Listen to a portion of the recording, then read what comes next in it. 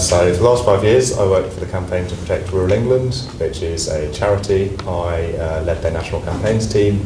So that basically meant mobilising the public to take action on issues that were important to rural communities, so stuff to do with public transport and buses, towns and villages. We did stuff around affordable housing and social housing in rural context, and also to do with climate change, solar panels on people's rooftops and supporting farmers to regrow hedgerows, which we've lost a lot of, so things like that basically. Why did you decide to run at North East Hertfordshire? I live here, so that was one answer. The other thing is I've thought for quite a while. I mean, I grew up in a place not dissimilar to this, and I've had a big interest in sort of the needs of rural communities, and sort of felt like towns and villages often get overlooked in favour of investment into bigger cities. So that's something that I was very passionate about and wanted to try my hand in a constituency where that was a relevant topic. If you are elected, what would your top priorities be? Good question. I wish I had my bag to hand because I've got a little leaflet in there with the answers to that. Affordable housing that actually meets the needs of local communities. Bus services that are convenient and reliable so that people can actually get to the places that they need to. Reforming our planning system, which is sort of giving places like we've got the worst of both worlds at the moment, where you get maybe losing some important areas of the local countryside, but what you're getting is unaffordable housing that doesn't come with the infrastructure and services we need, so that needs reform. Supporting our farmers to do more nature-friendly approach and trying to tackle the ecological crisis we've got and cracking down on the companies that are polluting our rivers. And then, as I've already mentioned, social care as well. What's your favourite part of the Labour manifesto? I think the most important thing for me is the other charity that I worked at before I went to CPRE was Independent Age, the older person's charity, and basically to do with social care. So Labour had an ambition actually before we last came out of government that we want to pick up now of developing a national care service. Social care affects so many people, and it's such an important thing about making sure that our families and loved ones have dignity when they need it.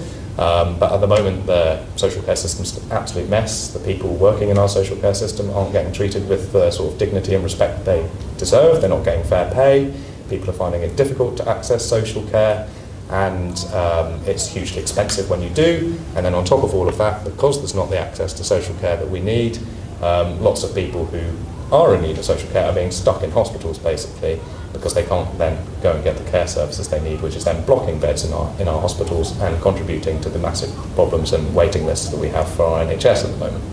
So Labour has recommitted to developing a national care service that would sort of be a parallel to the National Health Service, hopefully free at the point of use. Once we get to that stage, it's a big long-term ambition, but I think that would be hugely transformative for our country.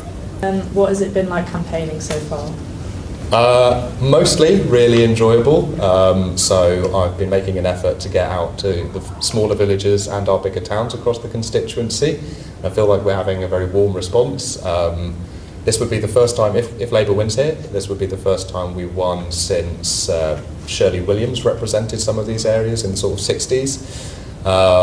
So, you know, it would be a turn up for the books if we win, but I think we've got a really, really good chance. The polls say we're neck and neck in this constituency. I won't lie to you, there's definitely also some people out there who tell you what they think and slam the door in your face, but on the whole, pretty good. Why did you join the Labour Party? So I joined the Labour Party when I was roughly a similar age to you guys are now. So it was around about the time of the 2010 general election.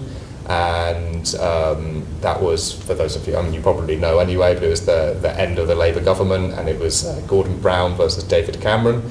I hadn't really taken a huge interest in politics up to that point in my life, but I think I was raised to sort of believe in equality and fairness, and sort of thought those were shared values. And then I started seeing national politicians going around, in particular David Cameron, going around saying, you know, we need to cut benefits and we need to be at the same time cutting inheritance tax for the wealthiest, and it made me very, very angry.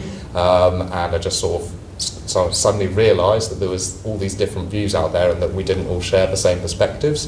Through that, obviously quickly came to realise that my views were aligned with the Labour Party, and joined from there basically.